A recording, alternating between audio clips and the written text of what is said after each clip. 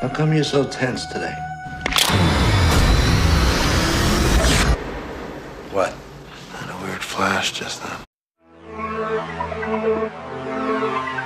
Hey guys, welcome back to the fourth episode of Cult Classic Sundays, where every Sunday I watch a cult classic movie for the first time and share my thoughts with you guys. And today, after you guys voted for it, I finally watched Jacob's Ladder 1990, directed by Adrian Lyne and starring Tim Robbins. You guys might have known this guy from Shawshank Redemption and most recently from Apple TV Plus series called Silo.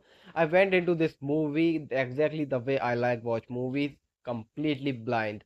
I knew absolutely nothing about it. I hadn't seen the trailer, I didn't know about the story, and I didn't know where it was going, and I didn't even knew that there's a movie called Jacob's Ladder exists until you guys suggested it. And honestly, I think that's the best way to watch a cult classic movie and experience it for the first time, completely blind. In this video, I'm going to share what I thought about it, what I felt while I was watching it, and what worked for me, or whether this movie deserves the tag of cult classic. So if you guys don't want to miss any of that, watch the video till the end.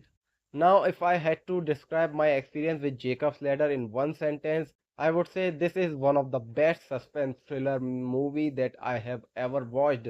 And I'm not just saying it into the air. This really is one of the best suspense thriller movie I have ever watched. I mean, I have seen a lot of mystery thriller and psychological thriller movies over the years. In fact, I am usually pretty good at predicting plot twist. I mean, I have seen a lot of movies and I predict the plot twist way before they come onto the screen. You know, I figured out the twist of the Sixth Sense before it was revealed in the movie, and I also figured predestination twist that people consider one of the biggest and one of the mind banger plot twist in the history. And usually I can see where this movie is heading and how this movie is going to end. But Jacob's Ladder completely defeated me in that arena. From beginning to the end, I had no idea what is happening. I had no idea where the story is going. And more importantly, I had no idea what was real and what wasn't. This movie constantly kept me questioning everything that is happening on the screen. Every time I thought that I have figured something out, it throws something else on my face every single time. At one point, I was literally gaslighting myself while watching this movie. I literally kept asking myself, wait, did it really happen? What was real? Did I miss something? Or what is going on? I was losing my mind while I was watching it.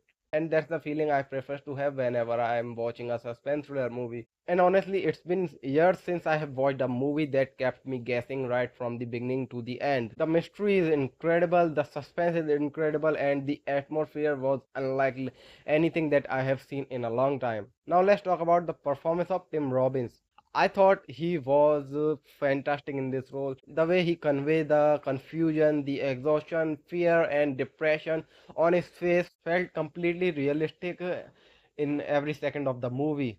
I mean, you could see this character was struggling to understand what was happening around him, and as a viewer, you get connected to it and ended up having the same kind of feeling that this character is having. And because of that, his performance became one of the biggest strengths of this movie. But while we are talking about the strength of the movie, now there's one thing that I should mention in this video, that this movie is slow. I mean, it is genuinely slow. In fact, I actually fell asleep halfway through the movie. And now, before you think that I am criticizing this movie, let me explain why I'm saying this. It wasn't because this movie was boring, it was because of the atmosphere of the movie. Jacob's Ladder uses very little background music throughout the movie. Most of the time, you are just hearing footsteps, door opening, distant sound, and natural environment sound.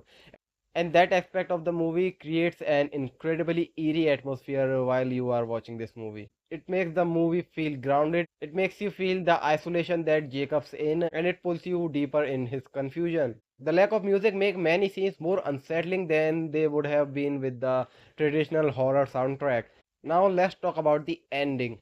Honestly, I still don't fully understand what happened in the end. Even after the movie ended, I was sitting there and I was asking question myself, what was real, what wasn't real, was it a dream, was it an experiment, was it something completely different? And that's one of the reasons that this movie stayed in my head. Even now I am thinking about it, and I am probably going to look up some explanation and some theory after finishing this review, because there are still things that I don't fully understand. And I actually love that when a movie let you think about it the whole day, or maybe more than the day. Most movie explains everything by the end, but Jacob's Ladder doesn't. So overall, I really enjoyed Jacob's Ladder. Yes, it was slow. Yes, it was confusing, but the mystery, the suspense, the atmosphere, the performance, and the direction, and the constant feeling of uncertainty makes it one of the most unique suspense thriller experience I have had in a very long time. This movie absolutely deserved the cult classic label, and after finally watching it, I completely understand why people still talk about it more than 3 decades later.